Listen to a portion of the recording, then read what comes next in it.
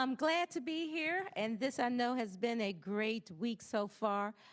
Just mentioned I'm Delegate Pam Queen. I'm a representative of Montgomery County, and someone mentioned Rockville, which is a city, our county seat in Montgomery County. Montgomery County is the largest county in the state of Maryland, and we're considered the economic engine of the state. I serve on the House Economic Matters Committee in Annapolis. The Economic Matters Committee deals with all things business on the House side. And I'm the subcommittee chair of the banking, consumer protection, and commercial law. So deal with, financing for businesses, the interaction with banks. Also, the consumer protection piece is how the businesses are protecting our consumers, making sure that those things are going well as commercial law that deals with all the contracting that we deal with businesses. So covers a lot of the topics that a lot of your startups are trying to address. So what I want to talk about is before I got to being a state delegate and how I will draw in all my other background into this presentation, I used to work as a project management professional, PMP, for IT development for the federal contracts. So I did a lot of modernization for the FDA, air traffic control, Fannie Mae, and I spent over a decade with the IRS modernizing their systems. I also am a professor in the accounting and finance department at Morgan State University, so you'll see how I bring some of that into my presentation. So I'll go to the next slide now as I talk. So what you'll see is the approach that I kind of take as we go. Oh, do they have my slides? So, okay. Yeah, the approach that I kind of take when I'm trying to talk about the idea of normalizing technology and the things that we do in businesses. So this is what we do for our policymakers so that they get a sense of why technology is important or why a particular technology like blockchain is important. How I deal with my students, because I teach in the accounting and finance department, and they deal with compliance and other issues that blockchain is very important to, as well as we deal with some of the small businesses that come to play. And so this is a cartoon that I got to watch in the 60s and 70s that dealt with how we normalize technology. And I don't know what age groups we have here, but the Jetsons made technology just seem like this is the normal way we would live in the future. And we are pretty much living in the world of the Jetsons, right? We have people who can get around with jetpacks. We know that exists. It's used maybe more in maybe a military or some other industries. We have video calls. You get on your iPhone and you can do FaceTiming people, conference calls where you are looking at the person as you're talking to them. We don't necessarily have flying cars, but helicopters are pretty close to what that concept was back in the 60s and 70s. We certainly have a robot that can be the maid.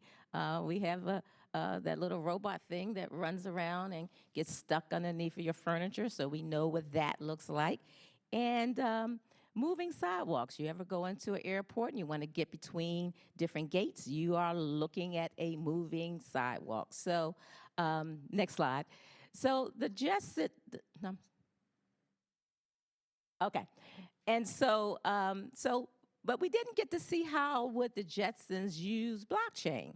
And so we know George was this employee at Space Rockets that was located in Orbit City. And he had this job title of being a digital index operator. Not sure what that is, but he went to work every week and every day, and he pushed different buttons on the computer there. And so sometimes he wasn't there at his desk, or sometimes things went wrong, and he had a boss that was often firing him. He was getting fired like every other day, and we had the episode of him coming back to work. for the young folks who don't know this about the Jetsons, just go watch it. It was a typical kind of the crazy boss and employee at the workplace. So next slide. So how could blockchain have been implemented in the world of the Jetsons? And again, you remember, I'm talking about technology integration to people who are policymakers or students, and so I have to make it in a very relatable way. So I know most of you probably look at this as being very simplistic, which it is, but if I don't get the policymakers or others to see it as simple as this, then, a lot of your work won't get advanced. We won't be able to incorporate it in the way we make policies. So for my accounting majors, blockchain is really just a major ledger, right? And you all know that. It's a way that we could have trusted information available to everyone, that they all can see it. And so it's public and it's shared, all the records and transactions that come about. Each page of the ledger could be considered one of the blocks. And so every time there's some update, some transaction that's made, is there. Everyone can see it. We all can, update that page or see what has been updated on that page. When we have a new page, right, we can't just slip in a new page in the ledger or take out a page of that ledger without it being known by all the nodes on that block. And so that's what is that transparency, the way that we can make sure that this information is accurate and seen amongst everyone. That's the importance of having blockchain as part of this process. And then we have folks, everybody on that node could see it. Not just the ones on your computer, the computer that's on your watch, the computer that's throughout the city of Orbit City, and everybody has a part of playing in the consensus. Is this correct information? So this is technology that can be used in any sort of industry, and so we need to make sure that we are accepting that and understanding the importance of this type of technology. So the next slide. So how would that have benefited George? Well, he wouldn't have gotten fired every other day because he wouldn't have been the problems we were having every other day. Wouldn't have been all the yelling about him messing up, and everybody would have known, what was happening, and everyone would have seen the transactions happening. If there were some kind of errors, we all would have seen that and been able to address that accordingly. There's no one central person that has all the information. Again, the information is distributed, and so that means that the control is amongst other people in a part of this enterprise. And so that is why we would like to have technology like this and make sure that we are integrating accordingly. Next slide. So some of the common applications we already know about using blockchain in businesses. And so and you've talked about here this week about smart contracts. One of the ways that we know that smart contracts would work well and works well with blockchain. I don't know if anyone has ever flown through Atlanta. Atlanta is a very busy airport where you often miss your connections. And people are always encouraging you, even when you go make arrangements, especially you work with travel agencies. They're like, you want to take out some insurance because you might miss your connection in Atlanta. Well, if you've ever done that and taken out insurance and then needed to try to claim your insurance, it's a challenge. It's more than a notion. And so if we had smart contracts that could just verify if the agreement is that if you miss your flight or you miss your connection, you get compensated.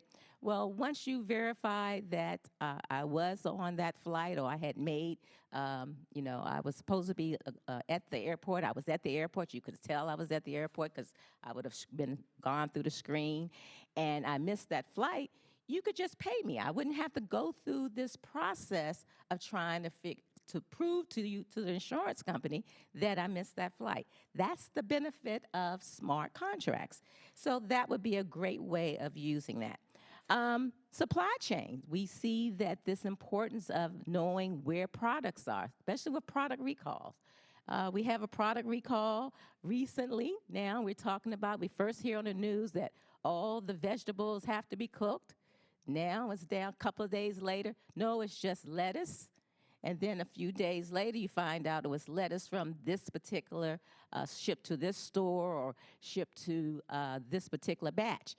That costs companies lots of money when we have to recall make these large arrangements to recall something and we aren't able to specifically say where the problem is. And so that's a very common use and very important use of being able to track the supply chain.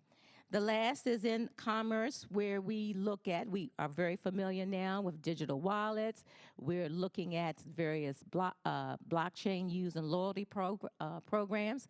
I'm a frequent shopper at DSW. And they always send me these coupons, which I always forget to bring to the store. So it was great the last time I went in and they said, hey, you know, you got a $5 credit on your account. You want to use it. That's another simple way of using this in business. So again, understanding how we normalize this sort of technology in our day-to-day, next slide, is important to the way this will get implemented and accepted in, from legislators, policymakers, as educators, as we're working with our students, as well as various businesses. Some of the key things we need to think about, we know the good side of it, the benefits that makes our transactions secure and transparent, automates our agreements, especially in our smart contracts, make sure that we can trace things efficiently, and it helps us to have a safer and faster transaction, which also makes our customers much happier. There are always scalability issues. The scalability issues that we dealt with when I was doing development, it may have been just more regional. Now we have to look at those scalability issues as we go to other countries. Are we dealing with different currency? Are we different with different policies, knowing the international policies as well? That's very important. The regulatory uncertainty, I know that's the biggest problem that I see now, especially with the areas that I used to deal with, the federal government. We have a federal government that's not acting on some things, and so we're trying to now have states take that place. That's problematic because a lot of the things, especially with banking, are federally, have federal oversight, and you can't have states trying to fill in the blank there. So this is very important for us to get these regulatory things done at the federal level. There are costs to implement. There are also the interaction or integration with existing systems that you need to be aware of, as well as the training and having staff that can be available to implement these systems. But all of this is doable. These are the things we want you to think about. But the last slide, I'm a big proponent of blockchain and technology, and please work with your local and state legislators, work with your community, your colleges and community colleges, as well as your universities at the state level to make sure that we are implementing all these things.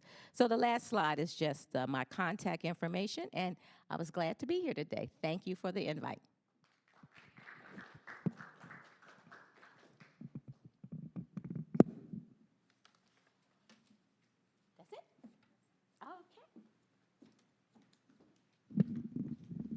Thank you, Delegate Queen. We are now going to be transitioning over to our reception dinner, which will be in, I call it the glass building, which is that way. And I want to thank everyone who's been here today for the 4th day of the Blockchain Bootcamp. We have one more day, which is tomorrow, and we have a whole list of great speakers that will also be there.